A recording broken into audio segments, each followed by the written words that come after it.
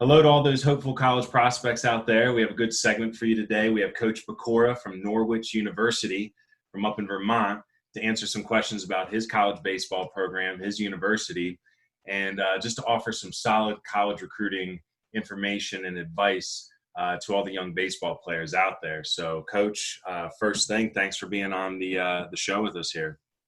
My pleasure. Glad to do it. First question is, we all want to know your baseball story. What is your unique background, your baseball story, and, what led you to Norwich University? Well, I played baseball. I did not play college baseball. I've coached a lot of sports. I've been an athletic director at a high school level for 37 years. I coached baseball at the high school level for 38 and coached it for probably 7 years at Norwich University. Had a lot of success at the high school level. We won 75% of our games. We were in the state finals 19 times out of 38 years, and we won 15 state titles. So that's where the success was, and now the building process is at Norwich. Norwich has the oldest baseball program in the North. It's older than the Yankees, and it's older than the Red Sox. I don't know what it was. I wasn't here then, but we're trying to build a program at the oldest private military school in the country. All right, question number 2, Coach. Fill us in on Norwich's program. How have you all performed in recent years, and what changes have you been making to the program since you arrived? And the changes that we've made is trying to bring it to up to the standards of the school. We've done a lot of changes in the physical plant. One of the things that I was amazed at when I got here was that there wasn't a flagpole at a military school. I was like, no, we're putting in a flagpole. We've redone the dugouts. We redid the infield grass, infield dirt. And the most recent thing that we've done is we put up a permanent fence with a warning track. Up until that point, it had been a snow fence, a collapsible snow fence. And when we were done playing, they would take it down. Now they can't take it down, and people know where the field is. The field looks great. And we're trying to build facilities. We have an indoor cage, or we have an indoor facility in a field house because you have to up here because of the cold weather and the snow. But we've really made tremendous improvements. We have outdoor batting cages, outdoor practice mounds, electric scoreboard. And while those things may seem taken for granted, we've done most of that in a 7-year period. So we've done a lot of improvements, a lot of physical improvements. And now our job is to put a quality team on the field. And that's what we're doing with the recruiting. That's what we're doing with the kids that we want to get here, is to hope that they can perform at a college level. All right, so you said you've been at Norwich for 7 years. What are your favorite moments so far? Is there one particular one that stands out? Not really, because once the season gets started, it goes by so quick because everything gets jammed in. I just like dealing with the kids, keeps me young, keeps me involved. It's like, it's a new challenge, and it's just been fun. And like when I was coaching at the high school level, everything was, we got to get it done. We got to get it done. We got a program. We've got to maintain that program. Here, it's like we're just trying to, I don't want to say survive, but we're trying to sneak up on people and really do a really good job athletically and keep kids involved.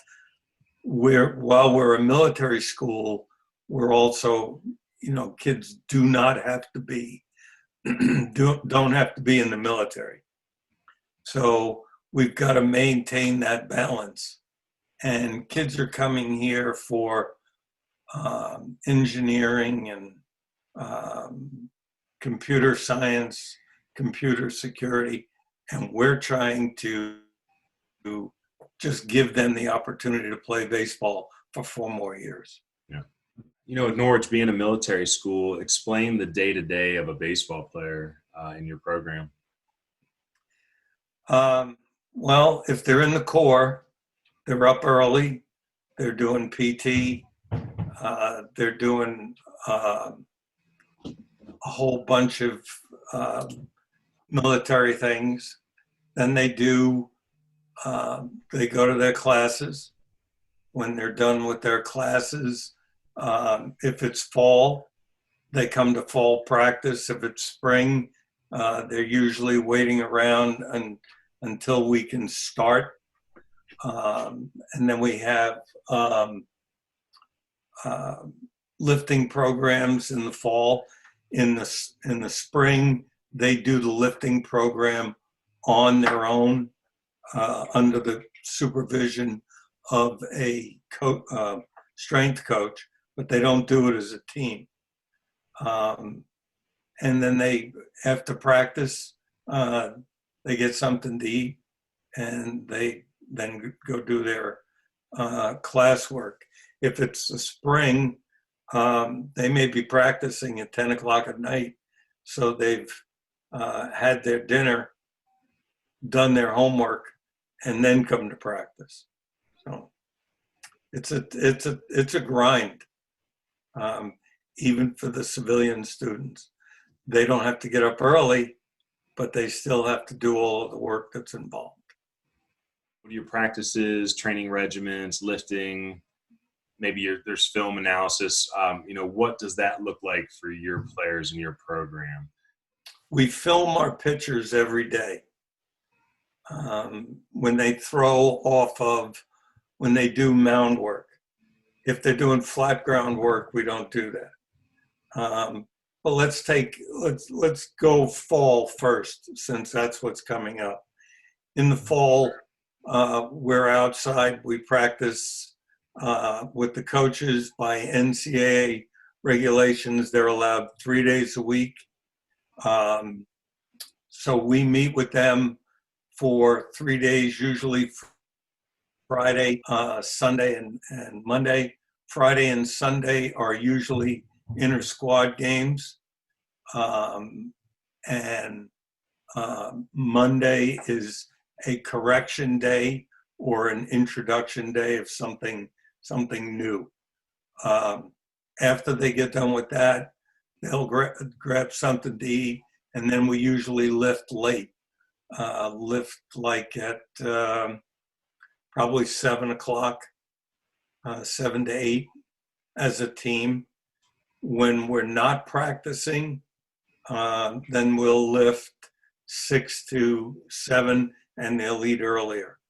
And obviously do their classwork. The video analysis they can do before before practice, or they can do it with me. We also meet 1 day a week. Each kid meets 1 day with me for academic meetings. When we have assistant coaches that are on site, that are working here at the school, then we kind of split them up, and they'll meet once a day. And we ask questions, especially of freshmen, like, is this what you expected? How are you doing? You know, do you need to call home? You know, stuff like that. Then in the spring, we go 6 days a week for 2 hours, or an hour and a half. We'll stretch, we'll do announcements, and we go into the field house, and we go from there. And then on probably Saturday, we go 2.5, 3 hours for Saturday. So we try to use all our hours, but we never really get to it. And then lifting, like I said before, lifting during the season is tough because they've got classes, so they have to get it done when they've got some time. They meet with the strength and conditioning coach, they do their work, and then practice after it. What tools do you look for first in a recruit? You know, what type of ball player fits best in your program and your strategy? We want kids that are athletic. We want kids that are quick, that can handle a bunt or a bat, that can handle a bat, that can bunt a ball, that can hit and run, hit behind the runner. We don't get kids that can just sit there and mash 15 home runs a year. We don't get that kid. So we've got to manufacture runs, and they've got to be able. We spend a lot of time. We spend probably 10 minutes a day on base running every day. If we're going to bunt or if we're going to hit, one of our stations is bunting, and it's not just stand in the bunt position and bunt 5 balls. They got to go through standing in the batter's stance and square around or pivot around and bunt. Like we tell the kids, if you can bunt when it's 2-0, you can bunt when it's 0-2. Defensively, we want kids who can make a play. We want kids that we don't want to beat ourselves. Our goal is 2 errors a game, and this year we were at 1.5, so we're getting better. You know, being a military school, having that environment, how do you find players for your program? Because I got to believe that not every young player is looking for that environment. So, you know, what is your best method of finding players for your program? Really, I guess I don't want to say word of mouth, because we do recruit kids. We do go and look for kids, but a lot of the kids that we get, most of the kids we get are from the New England area. And we try to expand. Like we got 2 kids that are from Florida. We got 3 kids from California. So we try to expand. Well, I can't get to see those kids. So we try to go on websites. You know, if a kid says that they're interested in baseball, we'll take a look at them, and then we'll go from there. It's usually the player that comes to us and says he'd like to play, and then we'll go look and we'll see. I guess, you know, you were asking for stories. One of the things, I had a kid, the first kid that I ever recruited, I recruited as an outfielder. And I said to him, He said, well, I also pitch. I said, no, you're going to be an outfielder. Well, he hasn't played the outfield in 3 years. He's been a pitcher, and he's one of our starting pitchers.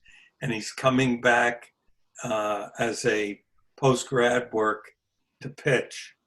And he's just one of those kids that grinds it out and does his job and works hard. And that's the kids that we're looking for. What other characteristics do you look for in a recruit besides baseball ability? Are there mental and educational aspects of the player that are important to you? Well, they're a student athlete. And when they come here, when they're done, chances are they're done. They're not looking for a pro contract. They're not looking to sign with anybody. So this is it. They're playing for the love of the game. And that takes care of itself. If they're a military kid, it's like chances are they're a tough kid anyway, because that's what we're up with. If they're a civilian kid, they're looking to figure out, how do I make it with these, with these cadets? And that's a tough job, is to make them all into a cohesive unit, which we've been able to do. And it's, the mental toughness, the physical toughness. We just got to have kids that really want to get the job done and do their work. One of the things that I ask them is, how's your time management skills? And it's like, if they say, well, it's not really good, then I always tell them, well, if you're going to be in the Corps and you're going to be in whatever it is, you better move quickly, because your day is going to be full. You mentioned you were looking into warmer states. What is, let those prospects in the warmer states know, why is it enticing for northern schools to look in warmer states for recruits? Because we're looking for the best players that fit to Norwich. And at a Division III school, it's like, you're going to get a great education. When you get out of here, when you leave Norwich, you're going to get anywhere from a 90 to a 95%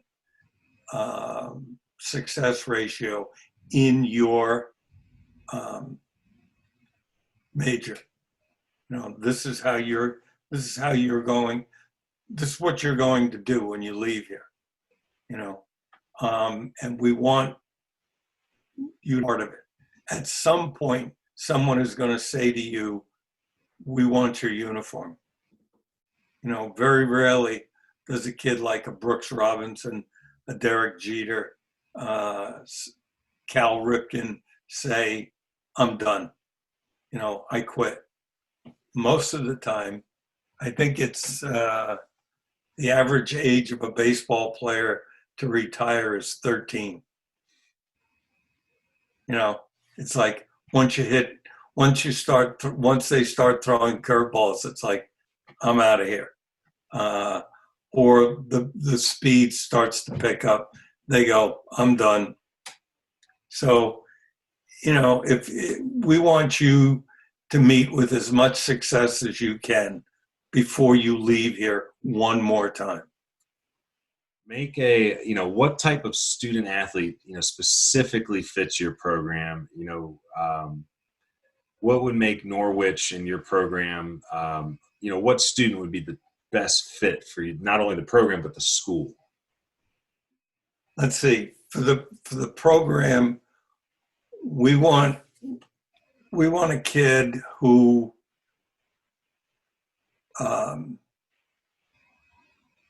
looks into,